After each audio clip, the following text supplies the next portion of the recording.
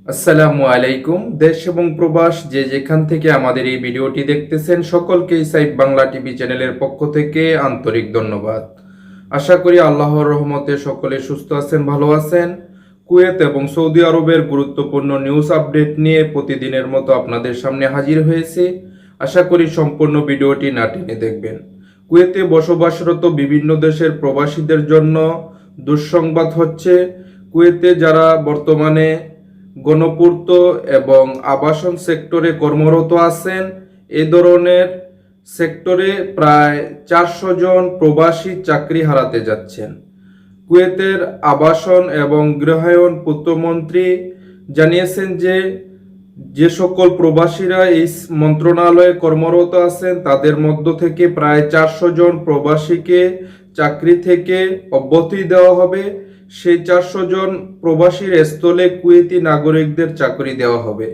কুয়েতের মন্ত্রণালয়ে কুয়েতের যে প্রবাসীদের সংখ্যা রয়েছে সেই সংখ্যা কমিয়ে আনার সিদ্ধান্ত গ্রহণ করা হয়েছে। তার পরিপ্রেক্ষিতে এই সিদ্ধান্ত গ্রহণ করা হয়েছে।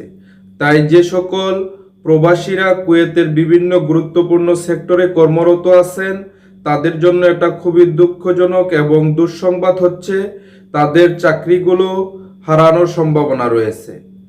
করোনা পরিস্থিতিতে যে সকল প্রবাসীরা বাংলাদেশে গিয়ে আটকে আছেন, কুয়েতে আসতে পারতেছেন না, তাদের জন্য কুয়েতে অবস্থিত বাংলাদেশ দূতাবাস সিদ্ধান্ত গ্রহণ করেছে যে কি পরিমাণে বাংলাদেশি বর্তমানে কুয়েত থেকে বাংলাদেশে গিয়ে অবস্থান করতেছেন, যারা আসতে পারতেছেন না তাদের একটি ডাটাবেস তৈরি করা হবে। আমাদের স্ক্রিনে দেখানো এই লিংকের মাধ্যমে গিয়ে আপনারা রেজিস্ট্রেশন করবেন।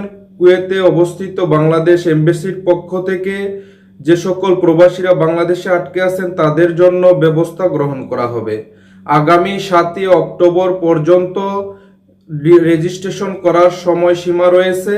আপনারা এই লিংকে গিয়ে যারা বাংলাদেশে অবস্থান করতেছেন, যাদের আকামার মেয়াদ শেষ বা যাদের আকামার মেয়াদ রয়েছে, সকলেই এখানে গিয়ে আপনাদের ডাটাগুলো এন্ট্রি করবেন, রেজিস্ট্রেশন করবেন। যদি আপনাদের এই লিংকে গিয়ে রেজিস্ট্রেশন করতে কোনো অসুবিধা হয়, আপনারা আমাদের স্ক্রিনে দেখানো এমবিসির 2টো নাম্বার রয়েছে, যে কোনো সমস্যা বা যে কোনো কাজের জন্য এমবিসির এই নাম্বারগুলো আপনারা ব্যবহার করতে পারেন। আপনারা নাম্বারগুলোতে ফোন দিয়ে যোগাযোগ করতে পারেন।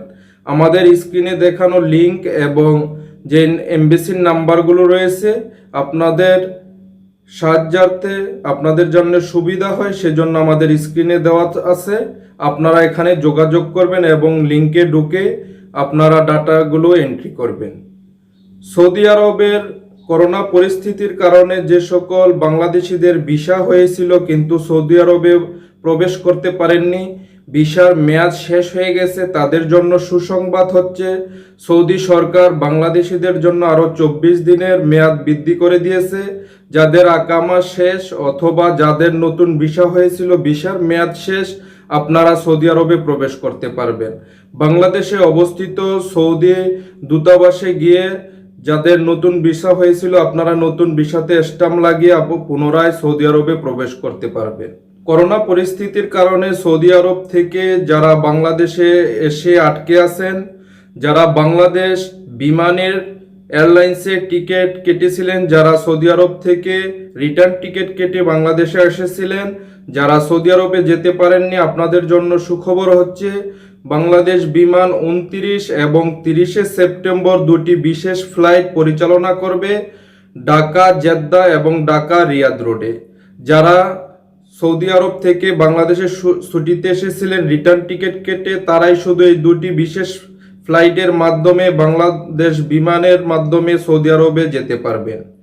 তাই যে সকল বাংলাদেশি প্রবাসীরা সৌদি আরব থেকে বাংলাদেশ বিমানের রিটার্ন টিকিট কেটে এসেছিলেন, আপনারা বাংলাদেশ বিমান কার্যালয়ে আপনারা যোগাযোগ করবেন। 29 এবং 30 সেপ্টেম্বর 2টি বিশেষ ফ্লাইট সৌদি আরবের উদ্দেশ্যে ছেড়ে যাবে ঢাকা থেকে। যারা এতক্ষণ আমার এই ভিডিওটি দেখলেন সকলকে আবারও সাইফ বাংলা টিভি চ্যানেলের পক্ষ থেকে আন্তরিক ধন্যবাদ। আবারও আপনাদের সামনে হাজির হব গুরুত্বপূর্ণ নিউজ আপডেটগুলো নিয়ে। ততক্ষণ আল্লাহ পাক সকলকে হেফাজত করুক, সকলেই সুস্থ থাকুন, ভালো থাকুন। আল্লাহ হাফেজ।